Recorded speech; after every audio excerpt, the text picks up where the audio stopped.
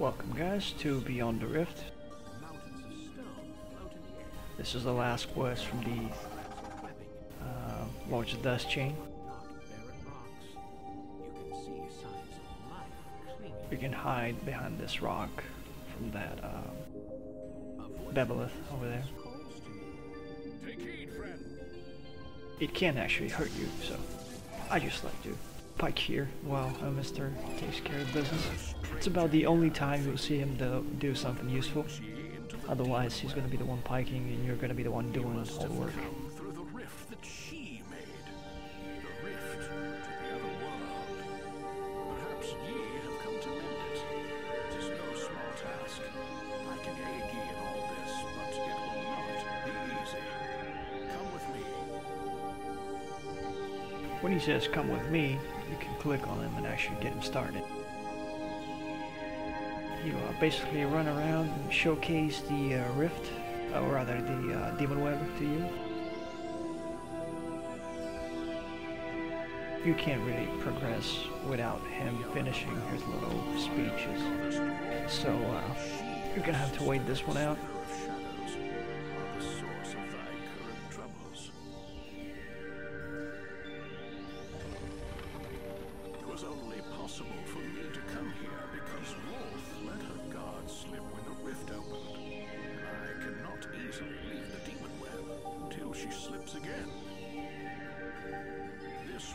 This is where he will leave. There's actually a shortcut. You can bypass most of this. If you jump over here to the side, right here. However, there's a big chance you might fall off. And also, I don't believe the first required kills spawn until he's done talking anyway, so I just bike here until he's done. I sense that she has dropped her guard again. Occupied with her sister, most like. I must leave while I can. Find my way to Evening Star. Oops, I just realized I don't need that spell. But you seem to be accustomed to dangerous journeys. Elminster departs. Okay, we're going to be running this quest mostly invisible. It's a really fast quest once you get the hang of it. There are only a few required kills. Well, not a few, but you know, not as much as you'd think. I don't even bother charging blitz for this one. It's just not that much fighting going on.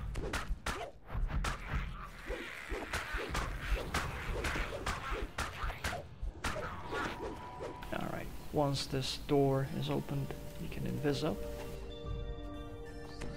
Basically, if you get lost here, just look for the torches, look for the light. Usually the light will show you the way forward, so look for a torch if you get lost somewhere. And just keep going.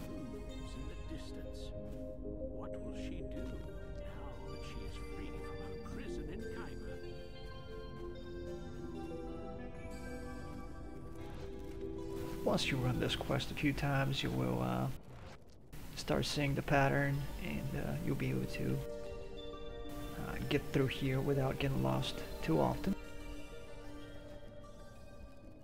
Now you will see me jumping. I'll probably mention this a lot in my videos, but I assume that not everybody is gonna watch all my videos, so you'll have to excuse me if I repeat stuff sometimes in different videos. The reason I jump so much while I'm running invisible is because when you're in the air, mobs cannot hear you. And if they cannot hear you, they cannot notice you. Basically, footsteps is the thing that gives you away to mobs and makes them alert and allows them to, you know, start their exploration and search patterns or whatever. So to prevent that, or to make it more difficult for them rather, jumping basically makes them hear only portions of your movements instead of, you know, they'll just be hearing your footsteps here and there when you touch the ground, but not all the time. And that confuses them, that keeps them confused, and usually not on your trail. That is key to making a run through a dungeon invisible without raising a dungeon alert. For those of you that don't know what a dungeon alert is, it's basically if you get it too high, like to yellow, orange, or the worst part, red, every time you get hit, you get really slowed down. You can barely move. So you do not want to get an alert unless you really have to.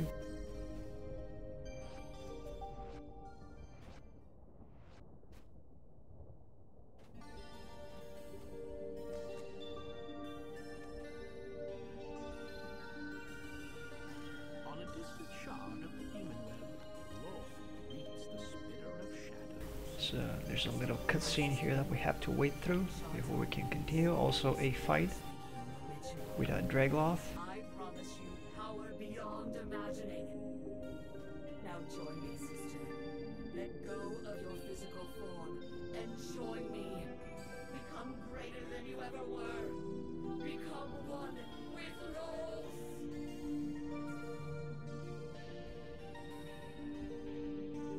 Rolf vanishes with a piercing burst of magical energy.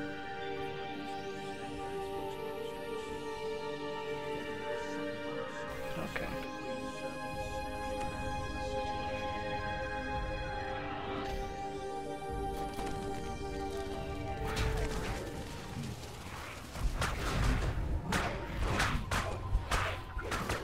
Normally, I take care of the trash first, then they can do decent damage if you let them alive for too long.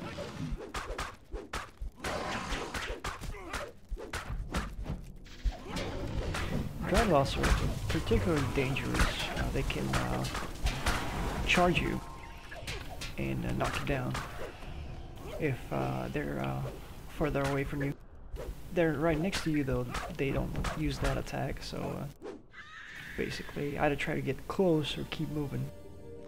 That way you can avoid the knockdown attack.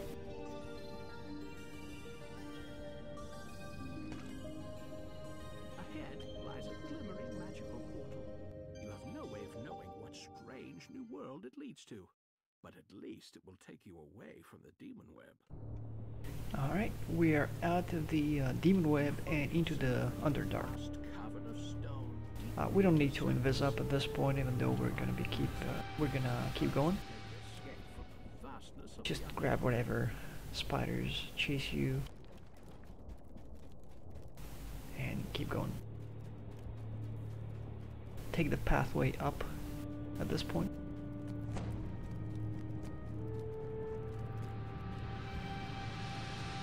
There's gonna be a bunch of stone elementals here, or rather earth elementals,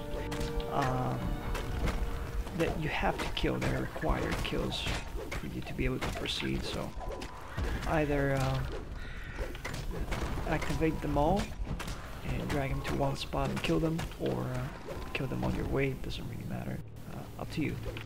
Basically depends on the type of character you're running. If you're, for example, if you're running some kind of caster, it's probably just easier to get them all in one place and kill them with a burst or whatever. On a melee though, it'll probably be easier on your hit points if you fight them separately.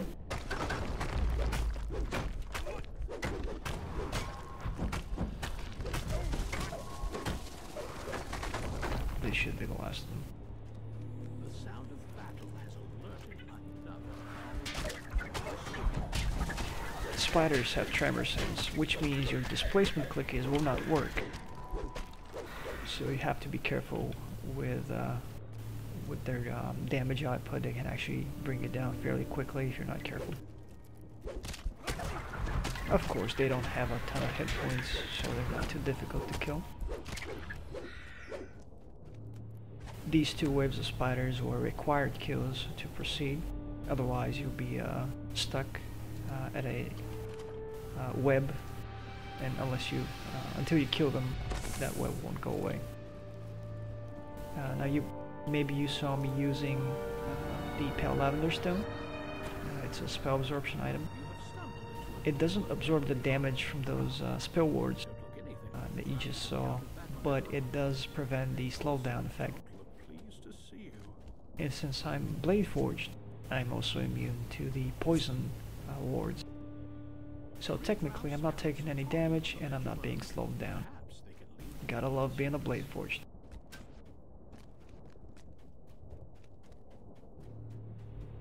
You'll see some more of those wards here. A magical portal lies ahead. If the Alrighty. is right, it will take you closer to the surface. At this point you can switch back to whatever trinket you're using. Is taking a break on the other side. Make sure you can make this jump, otherwise there's going to be some mobs spawning down there, and also a trap or two. Above, a strange creature spots you. Surface dwellers down here. If you invis up at this point, you can actually prevent some mobs from seeing you. They will spawn right over here. But if you're invisible and if you're quick, they shouldn't follow you. So you just need to kill those two spiders. The gate will open once they're dead.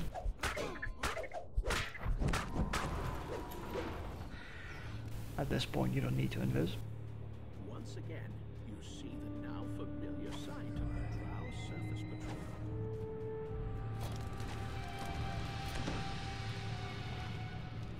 A small but well-guarded Drow outpost lies up ahead. There were a couple of spell wards back there, but if you just stick to the middle, you'll be fine. Of course, if you're not really sure where they are, make sure you have your Pale Lavender or some kind of spell absorption to prevent the slow effect. Here, we just need to kill the wizard. After the wizard's dead, you can proceed. But I also killed the melee mobs, so I can open this chest without being bothered. Going through this portal, it takes you to the final fight, basically. It's nothing special, just a bunch of drow. I normally take out the trash first, before focusing on the reddening.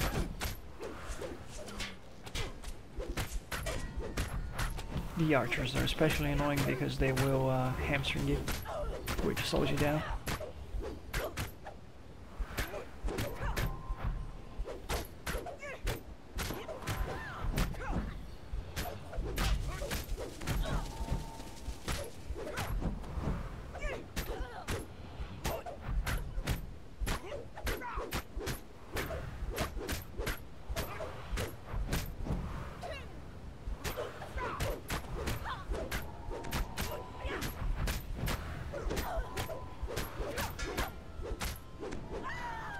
Oh, I missed this guy.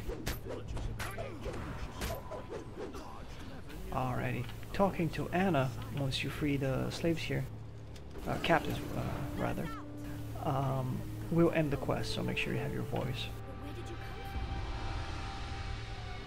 There's also a chest near the exit point, so make sure you pick that up. Nothing special drops in this quest, but you know, loot is loot. Might as well take it. Thank you for watching.